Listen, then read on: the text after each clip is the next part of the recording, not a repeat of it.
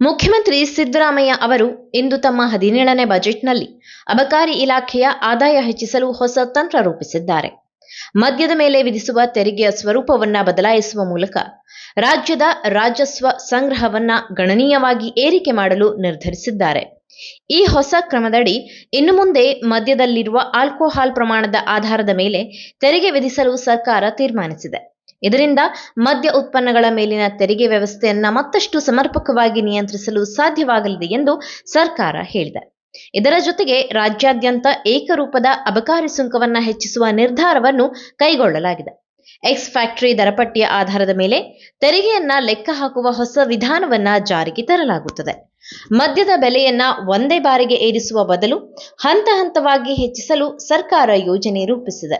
ಕಳೆದ ವರ್ಷ ಫೆಬ್ರವರಿ ಅಂತ್ಯದವರೆಗೆ ಅಬಕಾರಿ ಇಲಾಖೆಯಿಂದ 36,492 ಕೋಟಿ ರೂಪಾಯಿ ರಾಜಸ್ವ ಸಂಗ್ರಹವಾಗಿದೆ. ಅದು 12.7% ಬೆಳವಣಿಗೆ ಮಾತ್ರ. ಆದರೆ 2026-27ನೇ ಸಾಲಿಗೆ ಬರೋಬ್ಬರಿ 45,000 ಕೋಟಿ ರೂಪಾಯಿ ಸಂಗ್ರಹಿಸುವ ಗುರಿಯನ್ನ ಸರ್ಕಾರ ಇಟ್ಟುಕೊಂಡಿದೆ.